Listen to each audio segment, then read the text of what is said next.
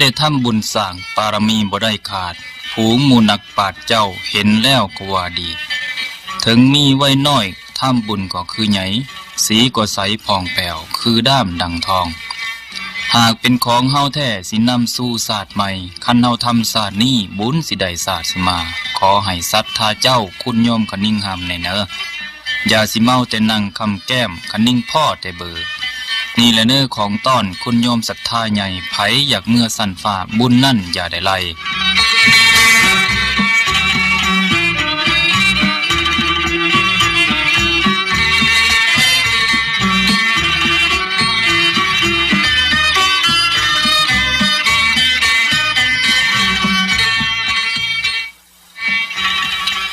เจริญพรญาติโยมผู้ใจบุญทั้งหลายบัดนี้ทางวัดลาวพุทธมงคลแอตแลนตาจอร์เจียสหรัฐอเมริกามีจุดประสงค์ที่จะนำเอากาบกรโคงสันอันเป็นเกจิอาจารย์ของศาลาของเฮาได้แต่งเอาไว้ซึ่งมีสารคดีที่ดียิ่งซึ่งจะทำให้เกิดสติปัญญาและเป็นวิถีทางแห่งชีวิตเพื่อดำเนินไปอย่างเป็นปกติสุขเมื่อเฮานำเอาสิ่งเหล่านี้ไปพินิจพิจารณาตึกตองให้สอดคล้องเหมาะสมแก่ความเป็นอยู่ของตนแล้วเชื่อว่าคงเป็นประโยชน์ต่อทานทั้งหลายบ่หลายก็น้อยดังนั้นจึงใครขอ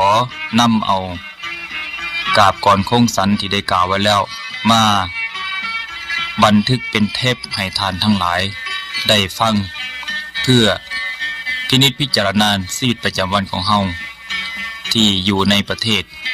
สหรัฐอเมริกาหรือต่างแดนเพื่อให้ได้เข้าใจถึงความเป็นอยู่แต่ละมื้อแต่ละวันก็คิดว่าคงจะเป็นประโยชน์ดังที่กล่าวแล้วข้าวเหนียวบนบอกซี่ลักแห่งสามัคคีปั้นเหนียวดีติดกันต่อพันธนังก้อนบ่แตกตอนหนีได้เหมือนใจมนุษย์ศาสตร์ถ้าขาดความผูกมันสามัคคีนั่นแตกสลายทานเลย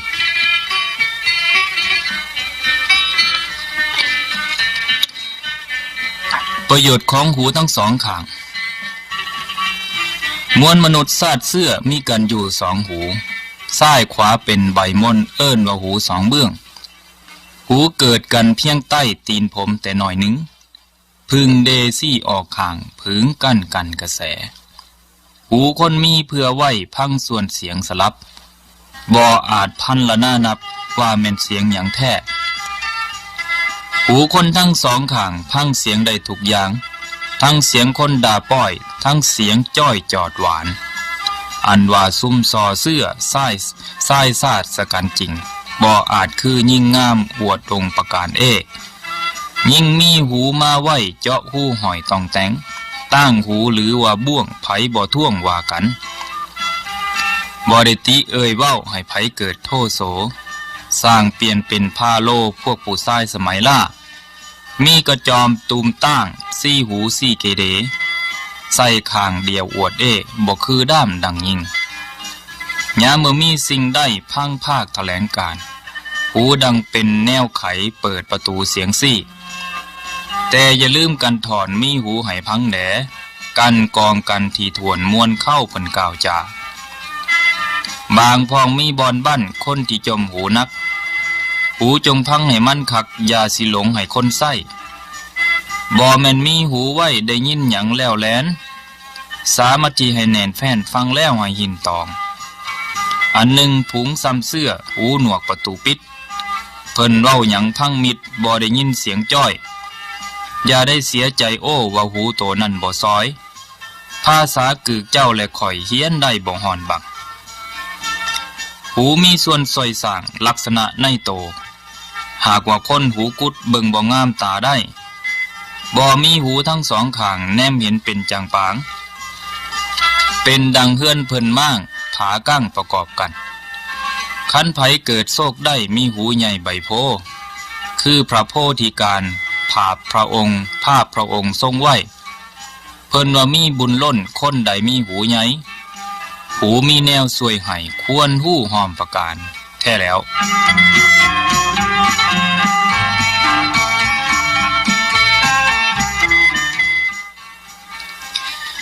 มื้อนี้ผ้าสว่างแจ้งแสงแดดเบยบานแนมเบิงพงไพศาลเปิดแปนไก่กว้างอ่อนซ่อนโนนท่ามห่วยดงหลวงโคกใหญ่มวนหมู่พันผากไม้แสนสะอื่นซื่นใจบัดนี้มาคิดได้น้องใหม่เยาวชนผู้ซึ่งตามตนมาต่อไปภายหน้าถือเป็นกำลังกล้าของประชาทั้งชาติมูลเสื้อแข็งขนาดเข้มเกลือกว่าเกลือบทนี้เขียนเพื่อน้องเนื้อของทรายยิง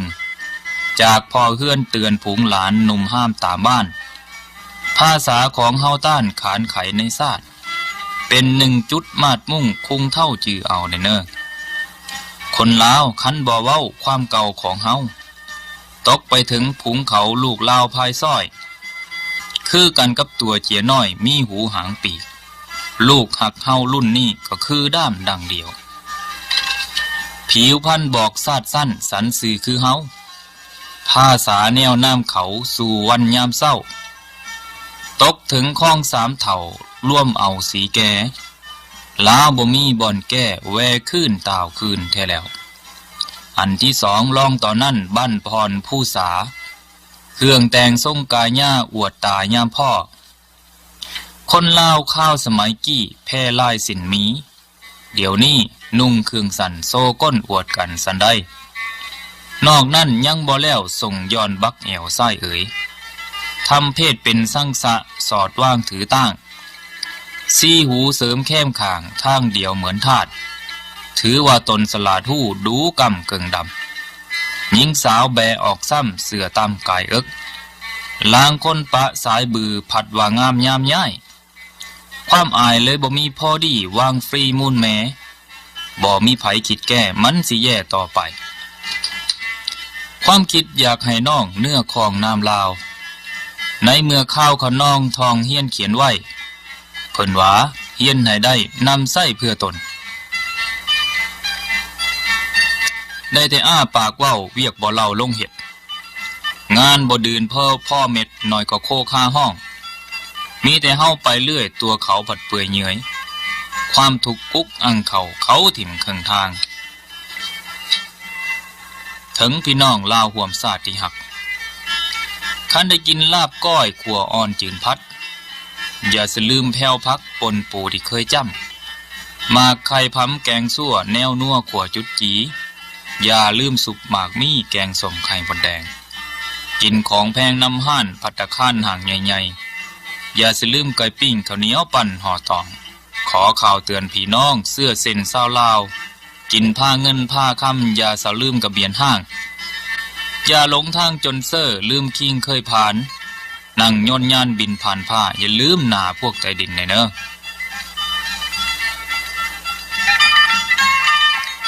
อันว่าแสนสำเสื้อซาดเส้นไทยลาวเฮาเอ๋ยบ่ว่าเน่าแดนใดให้ห่วมกันหันหาวโฮมห่วมสามัคคีมันแพ่งกันอย่าลุดลาลาวเอ๋ยเฮาหักคือพี่น้องสายใส่แห่เดียวหันแล้ว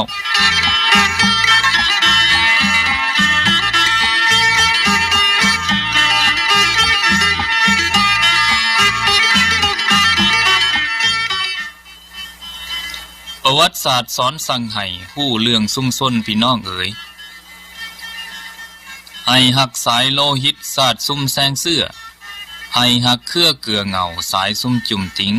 อันความจริงเรื่องนี้บ่มีมือเสื่อมสูญประวัติก่อนเก่าพุ่นปางก่อนมีมาล้างพองเป็นทางเที่ยวปองแปวแปนเกี้ยงล้างพองเป็นทางเฮือแดนดงผเดินยากเฮาผู้ตามไต่เต้าควรหู้เปลี่ยนแปลงความหักซาดใส่แจ้งหลายหลากนาบริสุทธิ์ใจจริงจึงคอยมีความกล้าต่างประสาสู้ซ่านตันทางให้เห็นความหักห่อแนนควรลืมแค้นแต่หลังพิจำความแต่ดั้งเดิมเก่ามีมาผูกจิตเจ็บปองเว้นสิมากมีความแค้นสิพาโลกากว้างเหลือหลายวัยวุ่นเกิดขากันแย่งปุ้นเครื่องขุนอยู่ทุกภายยิ่งว่าต้นเหตุให้อาฆาตควรลืมเสียหาทางปุ่นแปลงดีต่อกันหันหาวสมกับเฮาซาวเสื้อลาวเจริญมาก่อนเว้นบีท่าเข็นขาภาษาเสื้อเผ่าตน เห็นแก่ตัวสัวให้อำนาจข่มเหงประซาบ่สมเฮาเศร้าพุทธขาดคุณควรย่องพุทธธรรมนำซี่ของดีพระพุทธเจ้ากล่าวมีเมตตาทั่วดาวประสาเสื้ออยู่เย็นแท้แล้วเทิดทูนความเป็นลาวเทิดเป็นย่อยกไว้ให้สูงส่งเสมอใจเทิดลาวเป็นชีวิตหักแพงเพียนตุ่มเทิดแสนซุ่มแซงเสื้อเครือก่อศาสตร์เซนเทิดบ่แม่นเว้าลินลินในสู้ซ้วนซอยกันทูนไว้แสนซ้ำเสื้อศาสตร์เซนซาวลาวทูนดังเฮาทูนของใส่หัวทูนเก้าทูนยกย่อลาวไว้เสมอใจสูงสงทูนซอยกันสู่ส่งจิงสมเสื้อเส้นลาวความคือความเฮงห่าวกล้าเก่งสมตระกูลความหักโคมแห้งกันจังแม่นสมลาวแท้ความหักแพงเพิ่งเสื้อเครือก่อบรุษหลาความที่มีขาล้นคือความหู้หักลาวท่านเอ้ยเป็นคนต้องเก่งก้าวสมเผ่าตระกูลตนเป็นแม่นมีชีวิตบ่ตายยิ่งเป็นแท้เป็นนั่นแน่เป็นเสื้อแทนลาวผู้หักซาดเป็นทั่วทั้งแวนแคว้นบ่มีเสียงเส้นลาวท่านเอ้ยลาวแม่นซาดเก่งก้าวเก่าแก่แต่ปางบันลาวแม่นแซงซุ่มเดียวที่เก่าเกินจนจีนเอิ้นลาวนั่นความหมายแท้คือซนซาดเก่าแก่ลาวบ่เคยแปรเลี้ยวลืมเสื้อเส้นโตดอกนะ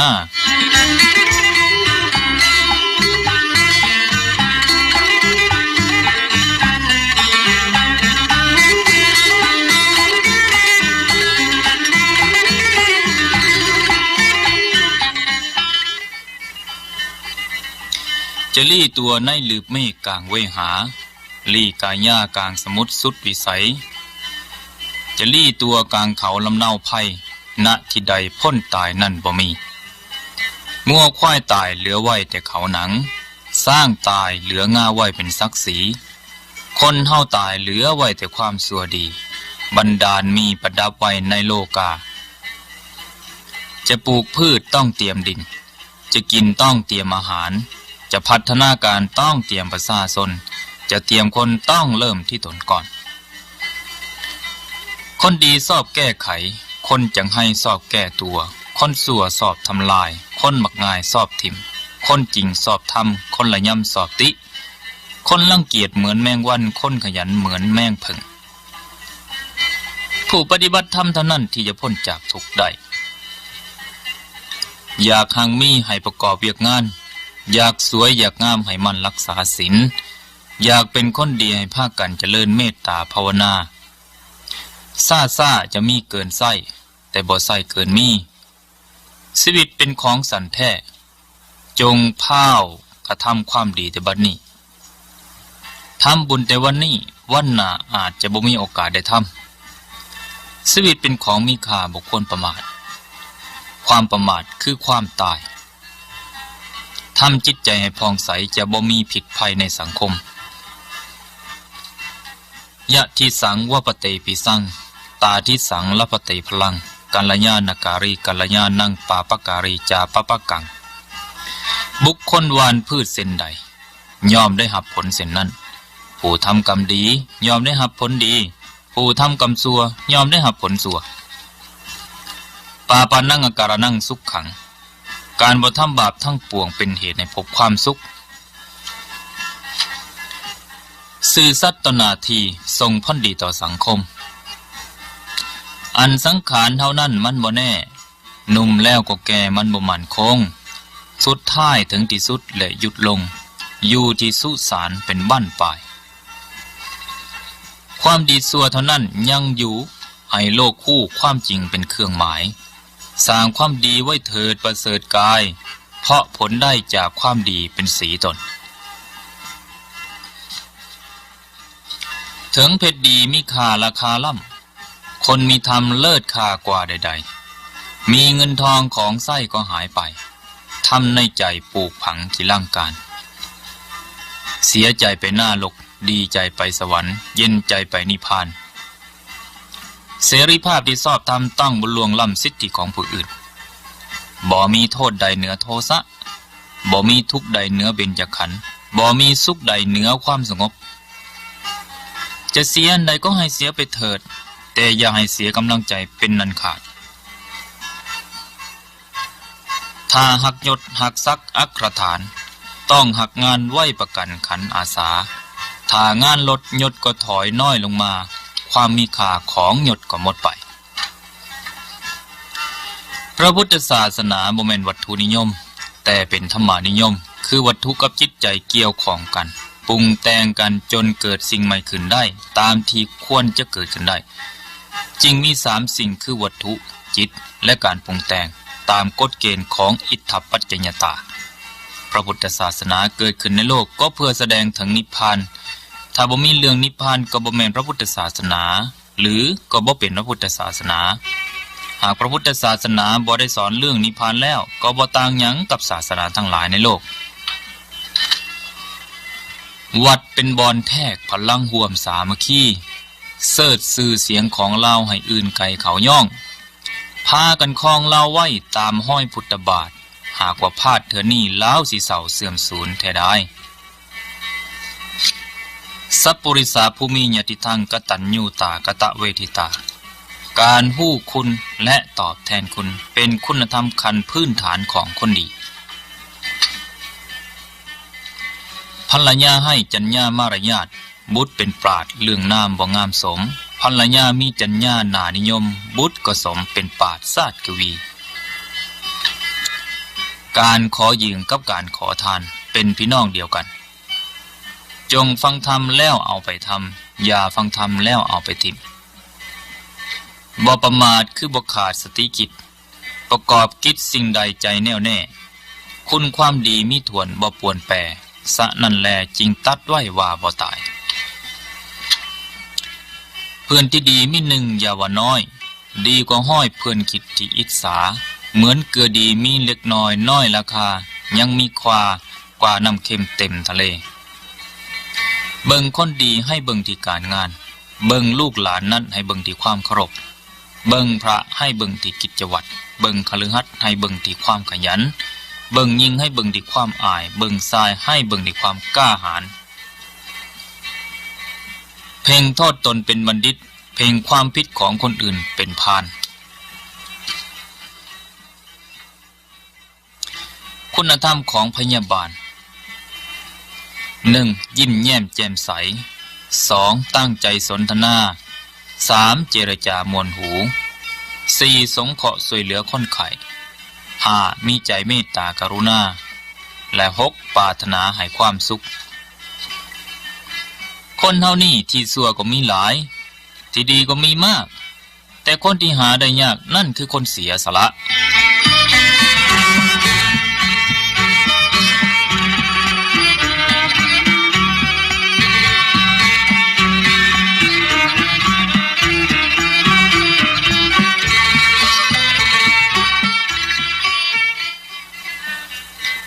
อย่าลืมตนสนใจไหวให้มาก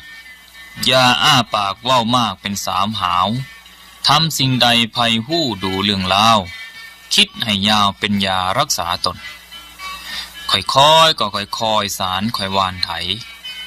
นานๆไปมากเก่งเฮงแสวงเหมือนปวกปั้มทำหังอยู่กลางแปลงอาศัยแหงน้อยๆที่คอยเดินมีความหู้รวบรวมไว้ท่วมหัว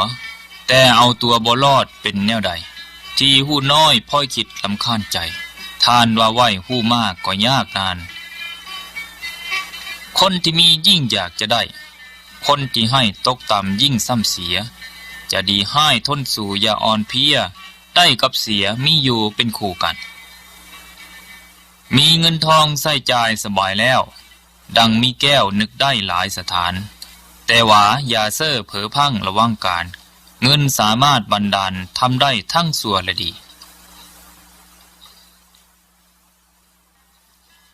ความดีชั่วเท่านั้นยังคงอยู่ให้โลกคู่ความจริงเป็นเครื่องหมายสร้างความดีไว้เถิดประเสริฐกายเพราะผลใดจากความดีเป็นสีตนคิดสิ่งดีสิ่งเด่นเห็นสนุกจะมีทุกข์ห้อนห้ายเมื่อภายหลังถือคำพระละพิษที่ปิดบังบ่อยากดังอยากเด่นก็เป็นเอง เมื่อเสียหู้จงจำสื่อความหู้วิเคราะห์ดูเล่กลแล้วค้นหา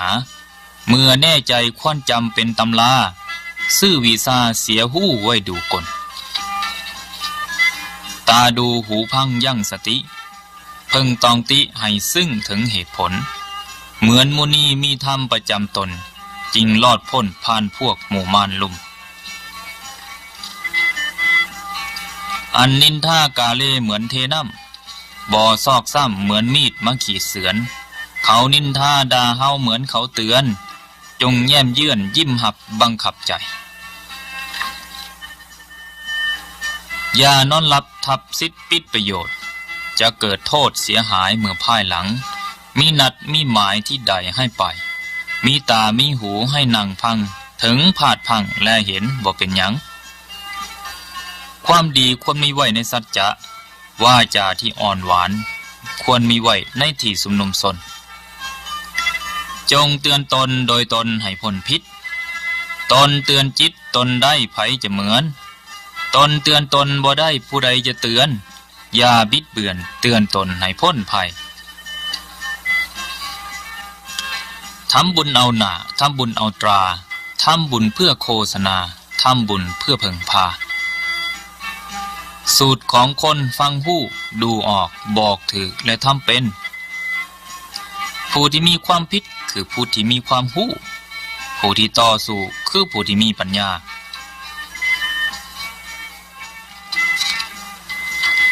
อันลิงคางกลางป่าจับมาหมัดสารพัดพึกได้ดังใจหมายเฮานักเฮียนครูเพียรสอนจนแทบตายเกิดเป็นคนทำดีบ่ได้ก็อายลิงเป็นมนุษย์สุดจะดีอยู่ที่จิตทำเว้าคิดในแนวธรรมพระพำสอนจะดีอื่นหมื่นแสนล้วนแค้นคอนดีแน่นอนคือดวงจิตปิดอบายบริวารมาเพราะน้ำใจมีบริวารหนีเพราะน้ำใจหมดอยู่เฮือนเพ่ยังดีบ่มีทุกข์ดีกว่าคุกหลายเท่าบ่เศร้าหมองจนยังดีมีถ้ำค่ำประคองดีกว่าปองทุจริตคิดล่ำรวยเฮาดีไปเขาก็ให้ดีมาตอบเฮาไปสอบเขาก็ตอบสอบมาหาเฮาให้ไปให้ก็ล่อต่อให้มาดีไปหาต่อมาสู่เป็นคู่กัน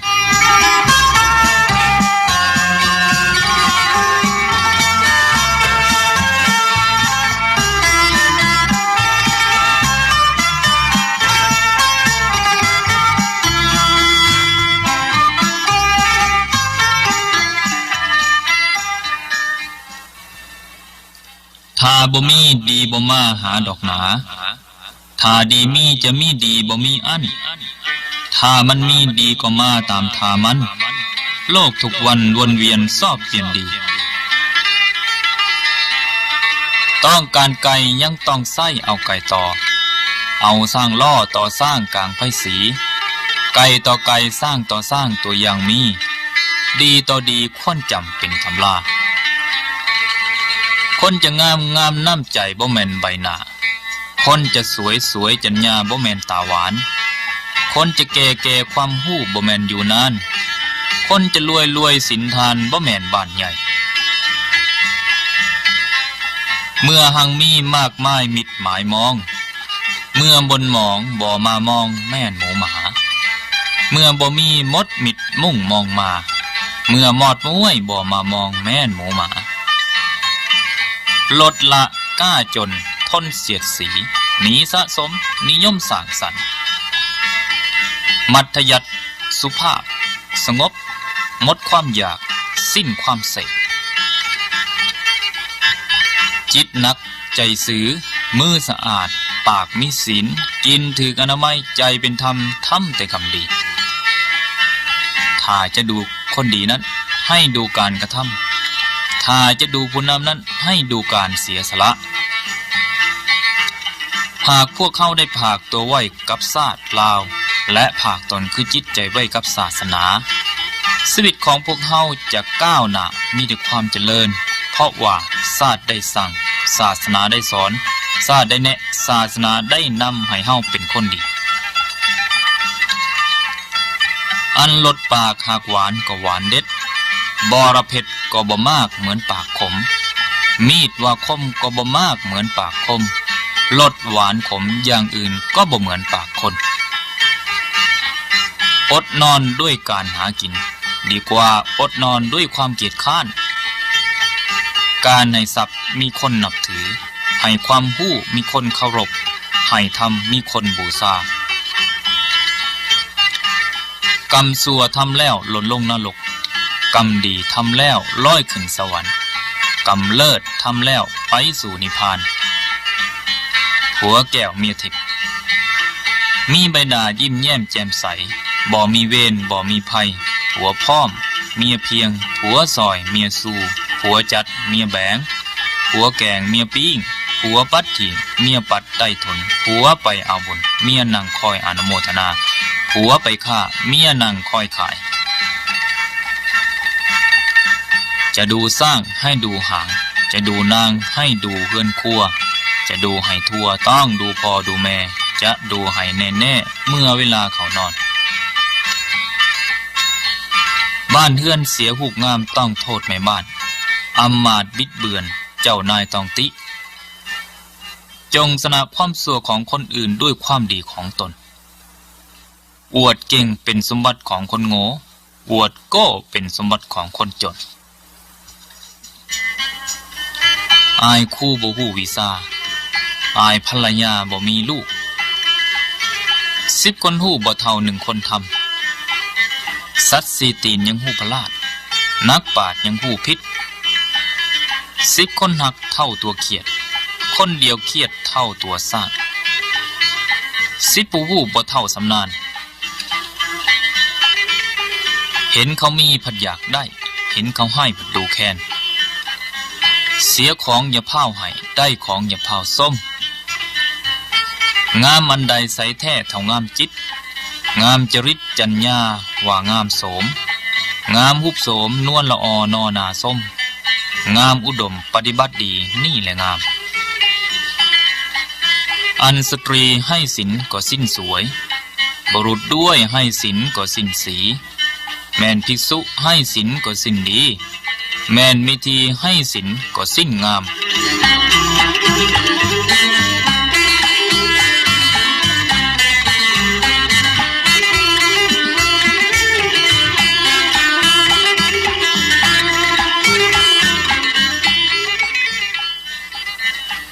หักอันใดหรือจะแท้เท่าแม่หักผูกสมัครสายเลือดบ่เหือดหายหักอื่นยังประจักษ์ว่าหักคายจืดจางงายบ่จิลังดังมารดาถ้าเว้าดีมีค่าเป็นเงินทองเว้าจองหองคนสั่งระวังหนาเว้าให้เพาะเหมาะคนเขาวันท้าเว้าหยาบซ่าระวังหัวตัวกระบาลถ้าภรรยาดีๆคือสีเหย้าเป็นมือตีนสามีดีนักหนาภรรยาซัวผัวเสียเพราะเมียพานำให้สามีเสียเพราะเมียเลวจงฟังหูไว้หูให้หูแน่จะเอาแต่เสื้อหูบ่ดูเขาฟังสิ่งใดให้หูอย่าหูเบาหูของเฮาฟังดูให้หูจริงพิษเป็นคู่ไว้น้ำใจตั้งคอยระวังจงนักเพื่อศักดิ์ศรีพิษเรื่อยๆพ่อยเสียบ่มีดีพิษทุกทีควรหู้ปรับปรุงตัวถ้าผัวหาบเมียคอนพรกั้นกากยังมีทางอ้าปากบ่ยากเข็นถึงทุกห้อนพรคายกายเป็นเย็นจะกลับเป็นเศรษฐีมั่งมีเงินทองคำแท่งเดียวให้มันรักษาไว้เขยสะใภ้พ่อแม่บ่มั่วหมองพร้อมลูกหลานญาติมิตรคิดปกครองให้เหมือนทองแนบแน่นเหมือนแทงเดียวจะถอนบัวอดสาอย่าให้ซ้ำจะลอยน้ำอดสาอย่าให้คุณทำมันใดไต่ตองมองแต่คุณอย่าให้คุณซอกซ้ำทั้งน้ำบัวบุญก็อยู่ส่วนบุญจงเฮงคู่บาปก็อยู่ส่วนบาปที่หาบโน้นที่เป็นโทษส่วนโทษคุณก็คุณบาปและบุญในตนบ่ปนกัน เริ่มที่แม่แก้ที่พ่อก่อที่ลูกปลูกที่ครูอาจารย์มอบวิญญาณให้พระอย่าสมคบคนพาลสันดานหยาบซึ่งมีบาปทุจริตเป็นนิสัยจงสมคบคนดีที่มีใจอันสดใสด้วยธรรมประจำกาย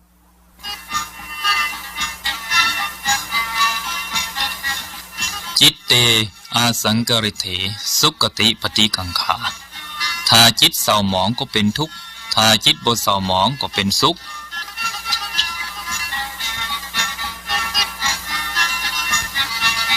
พระพุทธองค์ได้ตรัสว่ามารดาบิดาคือพระพรหมของบุตรพระพุทธพจน์ข้อนี้แจมแจ้งแล้วว่ามารดาบิดานั้นมีจิตเมตตา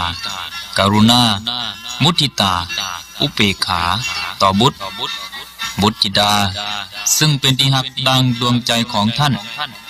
ท่านยอมปรารถนาอบรมให้ดีเพื่อเป็นสีสง่างามแก่วงตระกูลคุณธรรม10ประการดังต่อไปนี้เป็นธรรมะอันสมควรที่มารดาบิดาควรจะปลูกฝังไว้ให้เป็นอุปนิสัยแก่บุตรธิดาตั้งแต่ยังเยาว์วัย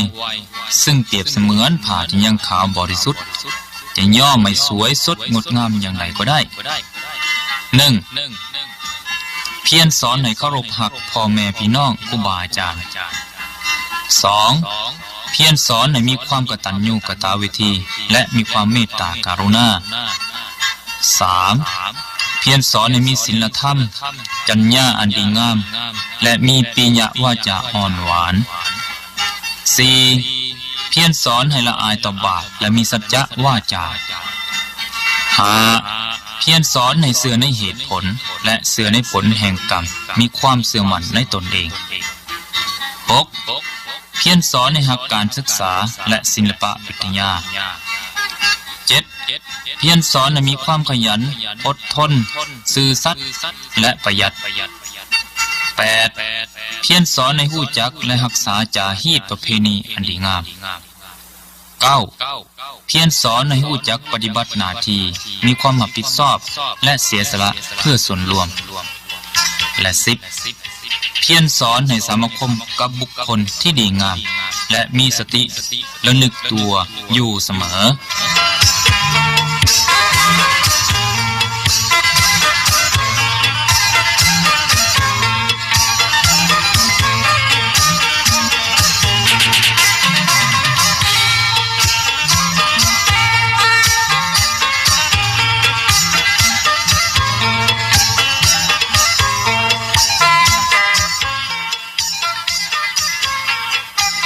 หลัก7ประการของครอบครัวชาวลาว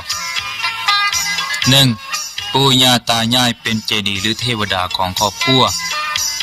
2. สามีภรรยาเป็นหลักของครอบครัว 3. บุตรเป็นอนาคตหรือเป็นทายาทของครอบครัว 4. ญาติพี่น้องเป็นห่มเงาของครอบครัว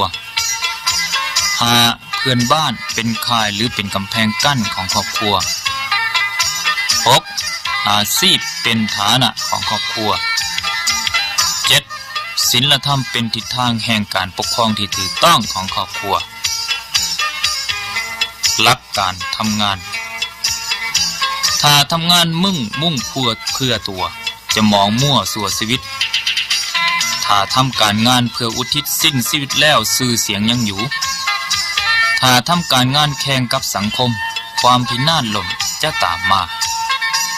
ถ้าทำการงานเห็นแก่หน้าจะพบปัญหาเลื่อยไป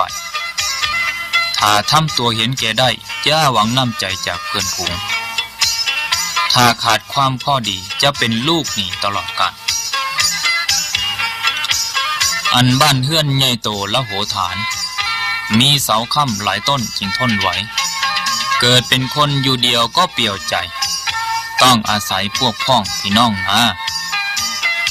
การสร้างสมก่อสร้างซึ่งทางบุญคือสร้างคุณงามความดีบ่มีเน่ายอมนำสุขมาให้สู่ใจเฮาใหม่หรือเก่าก็ให้ผลดลบันดาลถ้าฮู้จักพัฒนาความคิดชีวิตจะก้าวหน้าหลงมัวเมาในอบายมุขทำลายความสุขอยู่ในครอบครัว ปากเป็นเอกเลขเป็นโทโบราณว่าหนังสือตรีมีค่าราคาสูงทอมอินซีมีซักเป็นนกยุงช่วยสักจูงเสริมค่าราคาคนให้ทุกแก่ทันทุกนั่นถึงตนสัจจังเวอมตะวาจาความเว้าจริงเป็นคำเว้าที่บ่ตายนะกิเรวะสาธุอติเวละพานีการเว้าเกินขอบเขตบ่เกิดผลดีเลยสัพปริสาภูมิญาติทังกตัญญูตากตะเวทิตาการฮู้คุณและตอบแทนคุณเป็นคุณธรรมขั้นพื้นฐานของคนดีทุกขมัสสะมหาพลังความทุกข์เป็นภัยใหญ่ของคนสันหังคิรังอัฏฐวัตติงปมุนเจควรเว้าแต่ความมวลและมีประโยชน์ญัตสมิงกตัญญูตานัตถีนิรันทะตัสสะเสวนาความกตัญญูบ่มีในคนผู้ใดการคบกับคนนั้นก็ให้เหตุผลประโยชน์และลาสานาสาธุอานิสัมมาการีเป็นหัวหน้าคนทำมันใดบ่พิจารณาก็บ่ดีนัตถิปัญญาสมาภาแสงสว่างเสมอด้วยปัญญาบ่มีปัญญานารนังรัตนังปัญญาเป็นแก้ววิเศษของคนดีบุพเพจริยาติวุจเรพ่อแม่เป็นครูอาจารย์คนทำวิทย์ของลูกธรรมกาโมภวังโหตะธรรมเทสิปราภาโวผู้หักธรรมะเป็นผู้เจริญผู้สั่งธรรมะเป็นผู้เสื่อมรูโหติสะคารโวผู้เคารพย่อมมีผู้เคารพตอบวันท่าโกปฏิวันทานังผู้ไหวยอมได้หับการไหวตอบปริภูโตมุโทโหติอติติโขจะเวรวาอ่อนไปก็ถือดูหมิ่นแข็งไปก็มักมีเวรนัตถิโลเกอนินทิโตคนบ่ถือนินทายอมบ่มีในโลก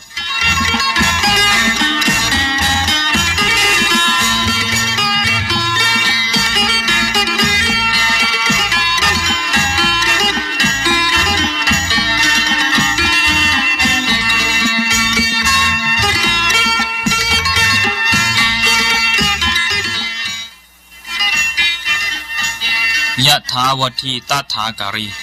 คนจริงว่าอย่างใดก็ทำอย่างนั้นฮิรินิเสโทปุริโสโกจิโลกัสสะมีวิสาติผู้เว้นความชั่วด้วยความละอายใจมีน้อยคนในโลก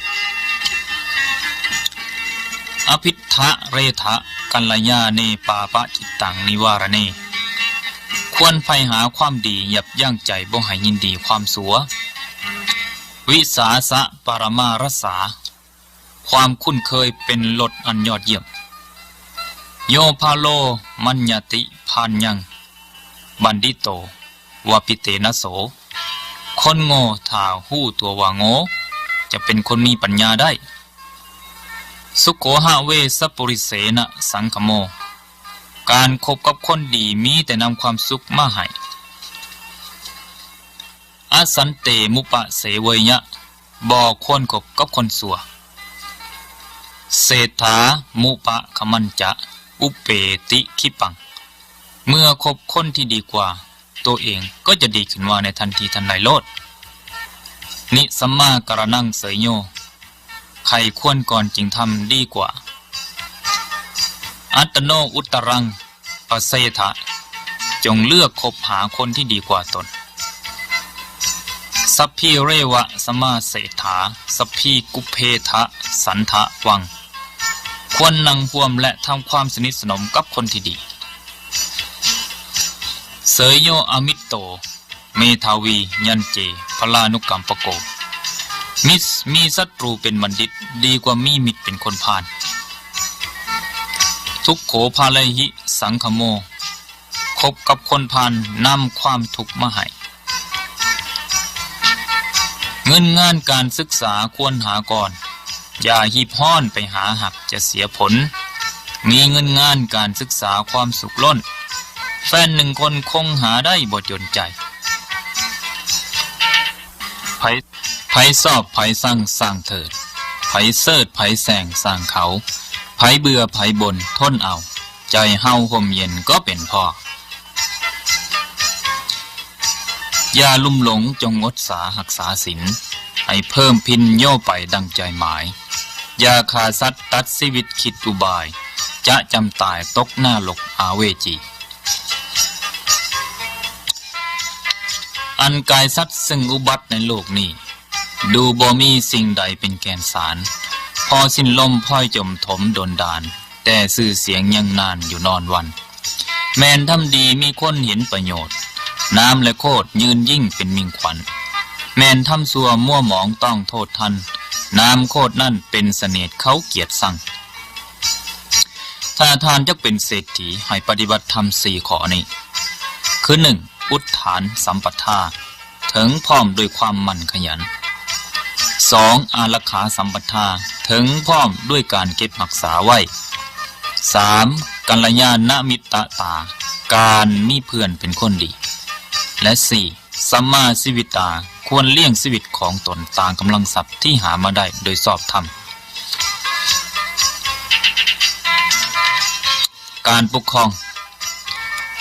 งคนโง่นั่นต้องใส่อำนาจปกครองคนฉลาดนั้นต้องใส่ความยุติธรรมอุดมคติของผู้ก้าวหน้า 1. เป็นคนมันศึกษาหาความรู้ในศิลปวิทยาทั้งหลาย 2. มันประกอบการงานที่เป็นหลักอาชีพของตน 3. เป็นคนบ่ท้อถอยมีความตั้งใจจริงจะพันผ่าอุปสรรคทั้งปวงไปให้ถึงจุดหมายปลายทางคือความสำเร็จ 4. เป็นคนบ่ละอายที่จะไต่ถามปัญหาที่ข้องใจจากคนอื่นในสิ่งที่ยังบ่รู้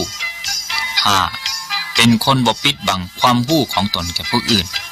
6. เป็นคนบ่เว้าหลายเกินเหตุควรเว้าพอดีแต่ให้มีเนื้อในใจความกว้างขวางและเป็นประโยชน์แก่ผู้ฟัง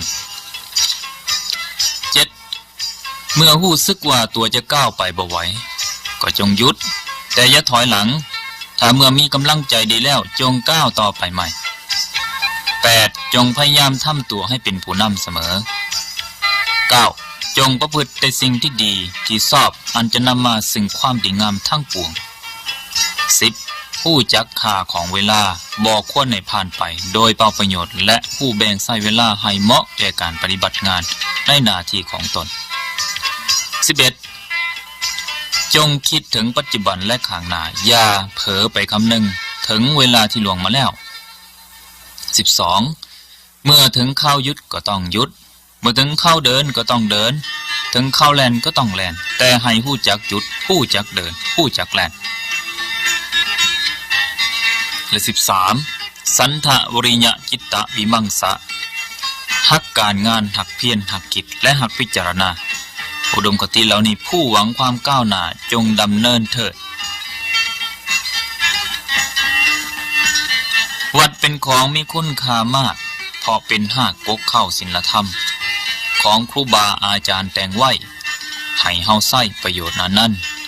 ให้พากันเพียรแพงสร้างก่ออย่าให้ฟอให้สาบให้สูญให้เป็นมูลพวกมาภายซ้อยใหญ่และน้อยควรหู้หำเฮียนวัดจะดีมีหลักฐานเพราะบ้านสวยบ้านจะสวยเพราะมีวัดดัดนิสัยถ้าทั้งบ้านทั้งวัดพัดกันสวยมันก็อวยไส้แต่ถ้าทั้งบ้านทั้งวัดคัดกันก็บรรลัยทั้งสองทางศิลปะเป็นเครื่องค้ำประดับศาสตร์ภาษาวัฒนธรรมเป็นแนวหมายแห่งความเจริญก้าวหากว่าเฮาบ่พากันห่าวเศร้าเติมเสริมแต่งศาสตร์จะเหงาเล่าจะแห่งกระแดงบ่มีมือหุ่งเจริญแท้ใด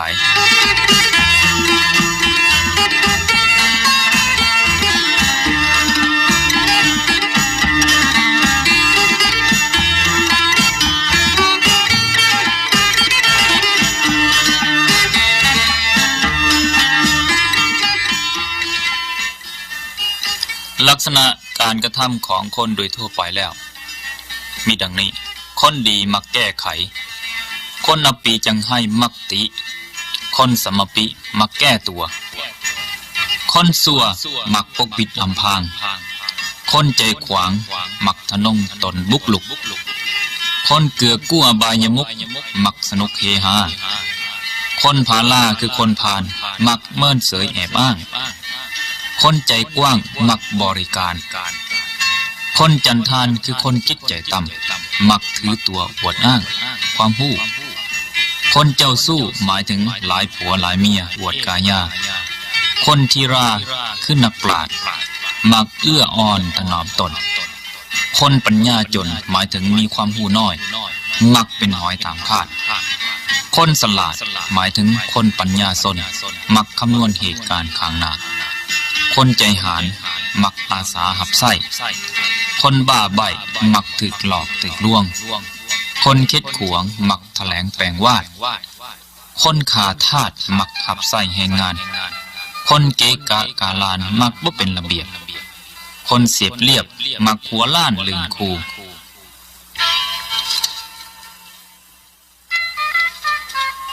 หูหนาตาบาง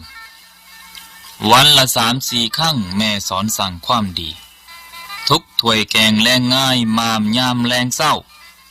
อาหารเข่าปลาปูบ่เขินขาดหาลำเลี้ยงจนได้ใหญ่มาแต่บ่ได้ดังเจ้าเฒ่าแก่สอนเด็กบ่งบอกสอนความดีก่อตาวตีเป็นห้ายมารดาต้านหวานขานตอบพายภาคหน้าผัดแหงห้ายกว่าหลังยามเฮียนบ่หำหู้เที่ยวทองสัญจรยามนอนบ่เคยหลับเลาะเล่งขโมยน้อยความลาเลิ่งหลายล้นไว้คนขนองนุ่มตั้งต่อลิ่นการบ้านบ่สนทานเลยไผว่าต้นตองดั้วลำใหญ่ยาวสูงหมากหล่นลอยลงมาบ่ไกลเกินต้นคน3 ตัวมั่นสั่งกระทำเองนอกฮีดพ่อแม่ดีเลิศล้นลูกหลานลั่วสัวก็หลายนิยามคนหนุ่มน้อยอ้อยอ่อนในเขียวไว้ขนองพ่องลึกมักเที่ยวทางเวิ้งตาแสงสันเลี้ยวแลไก่หมอใบหูหนาโน้มน้าวหูสร้างเปียบปานได้ลือนิทานน่านว่าไว้เป่าปีเสียงใสคนพังพ่อใจนำซื่นส้มย่อยอกเดียรสารสร้างงัวควายหู้มวนน้ำบ่อหูเด็กบ่อพังความผูเถาเว้าบ่แหงห้ายกว่าควายพุ่นบ่การกราบไหวการนบไหวท่ายทักสบายดีมันแม่นวัฒนธรรมลาวแต่เก่ามีดนแล้วบ่แม่นแนวเสียหน้าคือล่างคนเขาหวามันแม่นคนผู้ดีมีวาดไหวที่สูงสันสาตระกูลทานเลยการไหวคืออ่อนน้อมแสดงต่อผู้พ่านพบการไหวมีหลายจบคือครบองค์การไหวพระไหวผู้มีพระคุณเข้าหรือวันท่านบน้อมการย่อมือลั่นฐานบ่ฮอนก้ำเกิงกันจริงว่าเฮาผู้ฮู้ควรสั่งสอนหลานได้เนอะให้ฮู้จักวิธีการทุกขบวนวิธีไหวจริงฮู้จักยามไส้ให้เหมาะสมตามระเบียบจริงคอยสมเปรียบผู้พานพ่อได้ซื่นใจว่านะ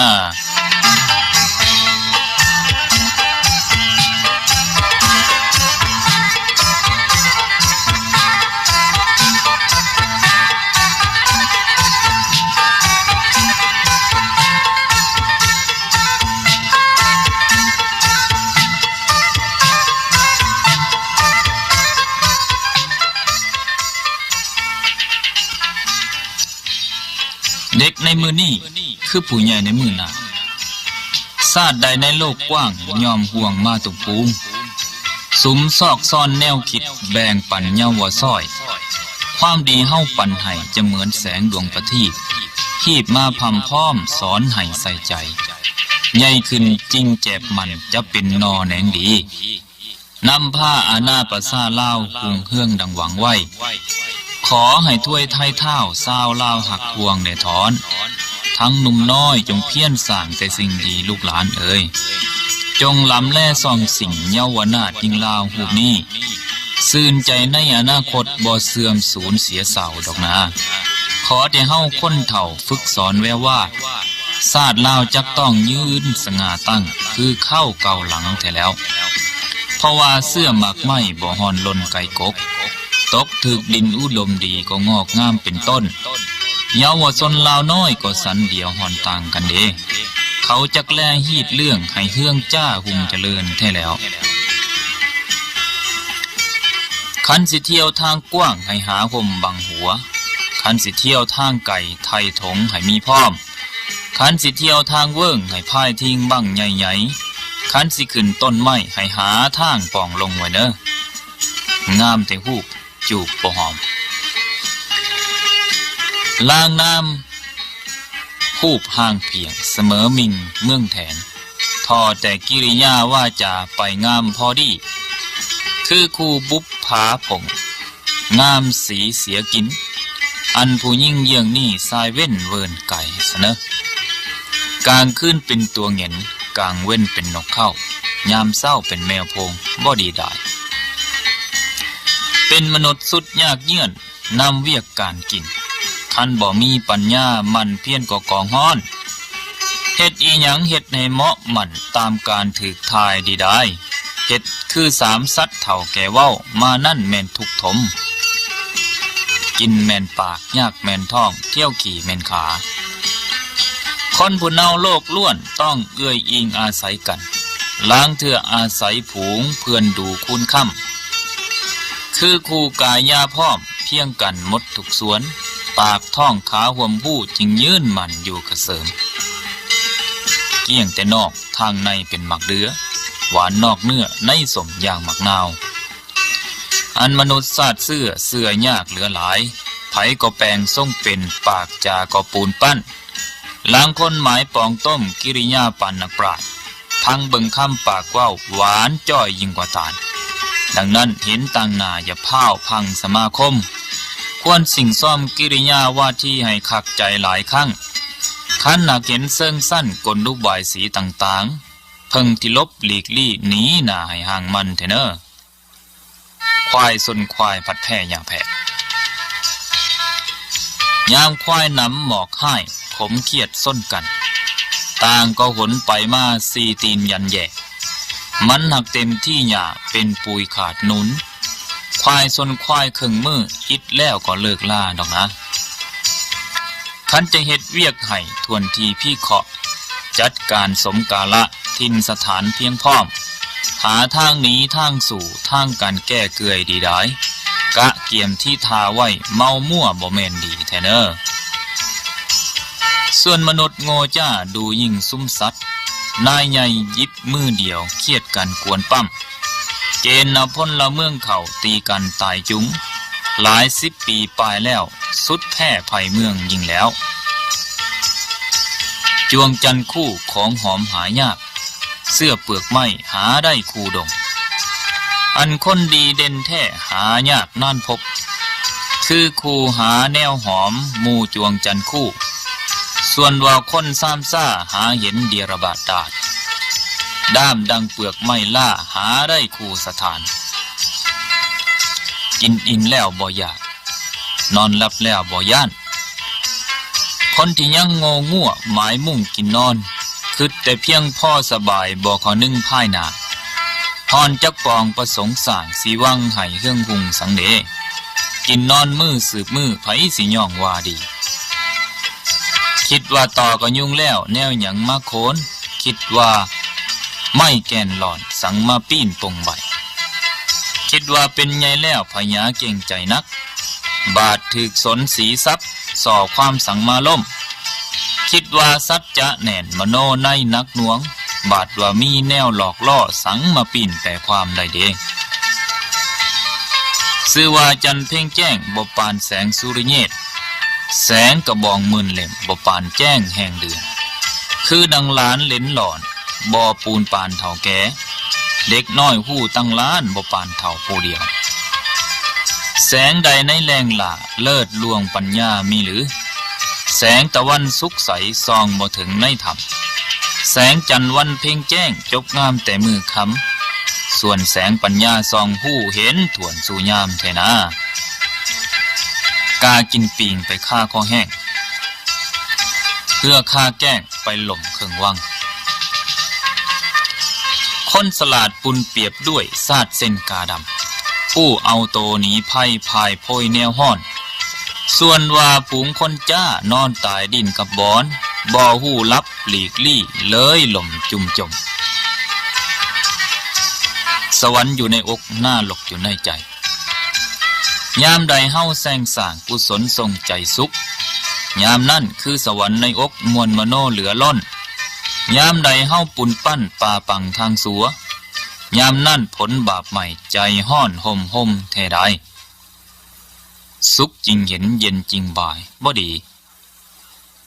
ลางคนใจเกียจข้านข้องหลีกลบการยามเฮาจนทนทุกข์เพิ่งผ้าบ่มีได้บ่คล้องค่อยเห็นหนามาเสนอจักสน้อยยามเฮาสุขซุ่มแล้วจึงเห็นหน้าหมายมาโอ้นายเด้กล้าหลายมันบานความกล้ากันคนนิยมว่าเป็นดีกล้าให้สมเทศะเหตุการณ์ควรกล้ากล้าบ่สมพ่อกล้าควรวิจารณ์ให้ถือหอมกล้าเกินควรที่กล้าคมกล้าสีบานได้บ่ฮู้ใดกายหลังผัดว่ากล้ากายหน้าผัดว่าหารแนวคนหาเรื่องเว้าเกี่ยวกายหาพิษเว้าดีจาคำหวานผัดว่าเฮาล่วงต้มเว้าคอยกายย่าน้อมผัดหาความว่าเห็ดใส่เว้าแห้งจาเทียงแท้ผัดแวเว้าปัจจานยากเด้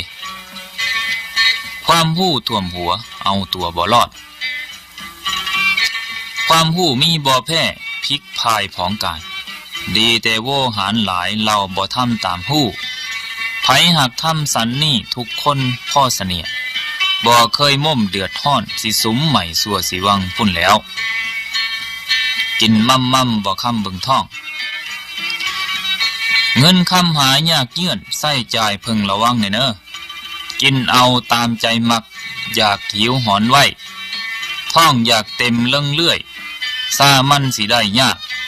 ล่างเถื่อตายครอบท้องกินล้นลื่นประมาณก็มีได้ใจบ่โสดาด้วยว่าวแม่นก็เป็นพิษใจบ่โสดาดอมปากดีก็เป็นห้ายคนนิสัยพิษภายใจพายหนีกันเหลียวเลือดเพียงผิวเผินก็สร้างสิ่งสร้างแล้วแม่นจะทำดีด้วยก็พ่อป่านเห็ดใสแม่นว่าหัวยิ้มแย้มก็ป่านเสียนทางตาวะนะ9 สิกขา10 สิกขาให้เอาแกนกระยุ่งตีอย่าได้เอาปาลี่ต่อยตีต่างค้อนยามเมื่อปุนปากเว้าดอมูแนวม้วนมิดก็ดีหรือว่าหวังเตือนตุกเล่าศิษสาน้อยบ่ควรเอาคำสมขมในกดกาวนั่นเนอะเอาได้คำคู่อ้อยอิ่มหูสอบแล้วคันมันมีความหู้ผ้าโลเห็ดบ่แมนความหู้ทอแผ่นฟ้าเป็นบ้าทอแผ่นดินคือดังลิงเห็นแก้วมานี่นิ่นหัวใสบาดว่าได้มาแท้ผัดเอาอมหย่ำดังเม็ดทรายคือดังคนบ่สมส่งเสียทรงผู้สลาดคือดังคนขี่โม่บ่สมผ่าเพิ่นทานคนจักเป็นเพื่อนพ้องเหลียวเบิ่งตาเดียวคือว่ากินนิสัยใส่กันก่อยเกี้ยงเว้าหยังเฮ็ดหยังเข่าแนวกันแก้วกันทุกท้าอันที่คนแบบนี้มีแท้หากบ่หลายคันหากซ่อมเสือดสิ่งเห็นวาดเขินคัดตาบอกกินแสงกันยาหาวตีสนิทแหนนมันหากพิษกระบวนเบื้องสมาคมผูกเสียวแม่นเป็นผัวเป็นเมียก็หอนม่อมแหมห่างเสน่ห์แท้ได้คำปากพ่อแม่นี่นักเกิงทรณีไผผู้ยำแยงนบหากสีเฮืองเมื่อหนาอันว่าพ่อแม่นี่สอนลูกเลิงเพราะเพื่อความหวังดีลูกตนจะเลินก้าวดังนั้นไผผู้บัวระบัดได้โดยคำเพึงสั่งสอนนั้นซื่อว่าความทุกข์ห้อนบ่มาเข่าห่วมเฮือนแลนะของกินบ่กินมันเน่าของเก่าบ่เหล่ามันลืมอันความผู้ใหญ่น้อยเฮาหำเฮียนมาต้องใส่ความทนทุกข์จริงคอยเฮียนเอาได้คันบ่เหลียวแลไส้สิลืมเลยอัปประโยชน์คือคู่แกงเก่าข้างคืนแล้วบูดดายหันแล้วจงได้พันเฮือไว้หลายลำแห่ถาจงได้มาเข้าไว้หลายบ้านทั่วเมืองเกิดเป็นคนยาข้านผูกมิตรไมตรี เพิ่งแสวงหาคบเพื่อนผูงหอมหุ่มคันมีสหายดีแล้วยังใหญ่ทุกทีคือคู่มีกองเข่าแขนไว้สู่เฮือนหันแล้วกวางกินหมากขามป้อมไปฆ่าข้อมังบ่ขี่3 มื้อก็ตายเปรียบว่าผูงลูกเต้าเฮาพำสอนมามันยังเที่ยวทางพิษโทษลวงตกต้องความหมองใจอุกเอ้าเลยฆ่าข้อพ่อแม่คันพ่อแม่บ่เอื้อมันก็ม่วนหมอดจมแท้นาเจ้านายบ่แม่นพ่อแม่นแม่หินแห่บ่แม่นแก้วแม่นแหวนเจ้านายเน่านังเบื้องบังคับเหนือเฮายามเพิ่นมีใจดีก็หักแพงหอมตุ้มยามเพิ่นมีใจให้ก็ค่อยเอาโทษใส่บ่คือ2 ท่านเฒ่าเนาย่างห่วมเพื่อนดอกเน้อแสนสิมีความรู้เต็มพุงเพียงปากตามถอนโตสอนโตบ่ได้ไผสิย่องว่าดี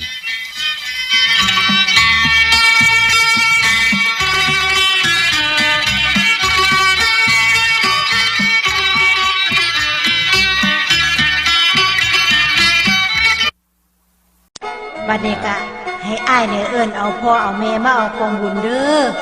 น้องสิต้อนรับแขกอยู่ทางนี้ล่ะ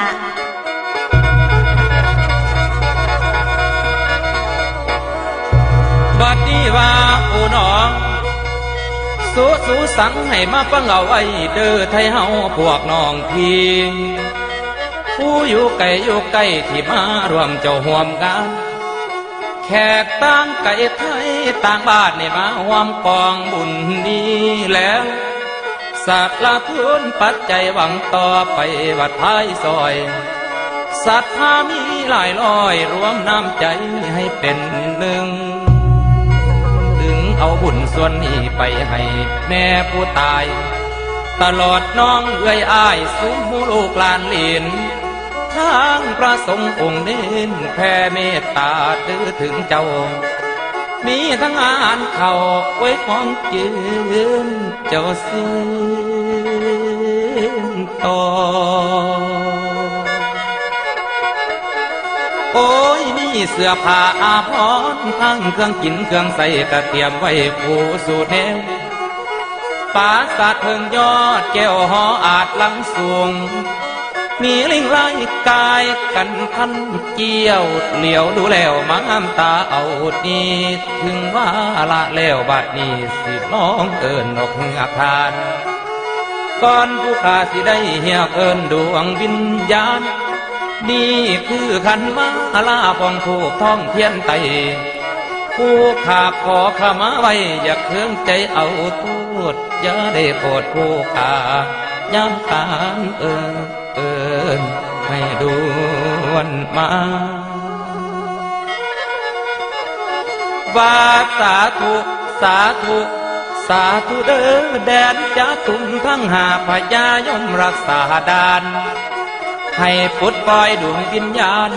ของคุณพ่อคุณแม่มาเอาบุญมือนี่อย่าจำโซดอกใส่ตวนยังบ่ถึงอ่อนหวนเลยสิกาววอนขานเอิญเอาดวงวิญญาณพอผู้ตายไปแล้วขอให้ดวงวิญญาณแก้วได้กินเสียงเจ้าเอิญใส่โอ้ยแม่เอ๋ยแม่พ่อ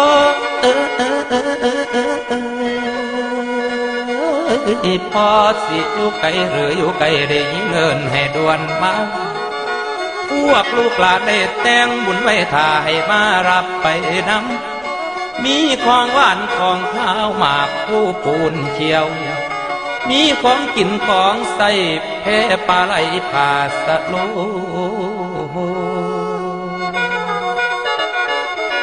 โอ้ยแม่เอ๋ยแม่มีของกินของใส่แพปลาไหลพร้อมสินมีพวกลูกหลานอยู่พี่ทำบุญให้มันทรงหาดวงวิญญาณยังบ่ถึงสันฟ้าลมอยู่ป่าไว้คนเดียวบ่พอ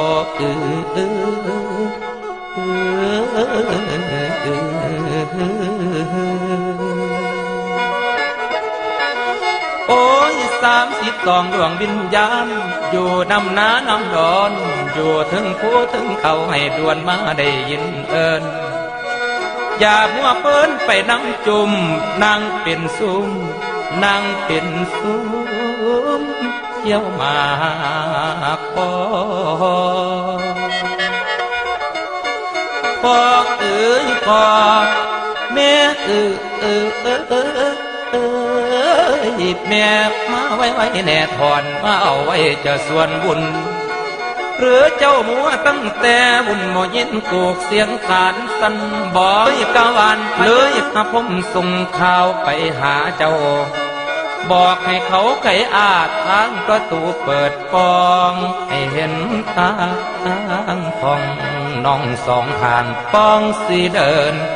ให้ได้ยินกูเอิ้นมารับเอากองบุญแน่ก่อนยาสุนอนหลับไหลปัดประตูเพิ่นไขอาด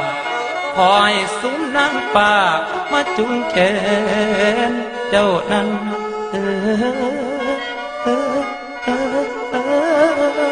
แล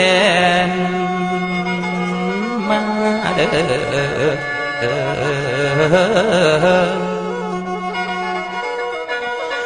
โอ้ยมาถึงวันเป็นแปนขอให้เพิ่นนั่นสิทางให้ยาสุลงอีพ่อเอ้ยขันมาหอดหัวให้อย่าไปสนปากขาเด้อพ่อเอ้ยอีแม่เอ้ยขันมาหอดหัวนะอย่าไปสนปากเขาโอ้ยขันมาหอดหัวเราอย่าไปซ่อนกายทางลูกยิ่งลูกซ้ายซุ่มหูล้นลานเลนเจ้านั่งรออยู่ทางพี่หรือพี่เพื่อนบอกไอ้อาจทางประตูนั้นเปิดฟองก็เลยมองอยากเอิญในที่บ้านเปิดไทยเจ้าอย่าได้ปิดปองทางเที่ยวให้เพิ่นมาเอาบุญรับกุศลท่านไปพอ